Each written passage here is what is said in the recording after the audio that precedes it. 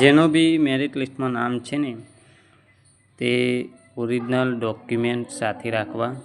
અને merit list ક્યારે જે મેરિટ લિસ્ટમાં જે ડોક્યુમેન્ટ છે તેનું વેરિફિકેશન માટે ગમે ત્યારે ગાંધીનગર બોલાવવામાં આવશે. તો જે બી તમે ઓનલાઈન જો બી ડોક્યુમેન્ટ આપેલા હતા તે સાથે રાખવા.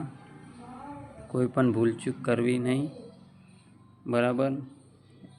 અને જેના બી તમે જોઈ શકો છો, જેના બી ગામમાં જેનું બી નામ પહેલું, બીજું ને ત્રીજા ક્રમે છે તેને ગમે ત્યારે ડોક્યુમેન્ટ વેરિફિકેશન માટે 10 દિવસમાં ગાંધીનગર બોલાવવામાં આવશે.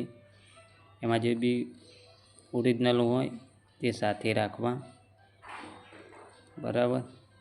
તો આ વિડીયો ખાસ તમારા માટે બનાવેલો છે કે જેને ખબર ના હોય કદાચ, બરાબર. અને જેનું મેરિટ લિસ્ટમાં નામ નથી અને રિજેક્ટ થયું છે તે બી ચેક કરાવી શકે છે.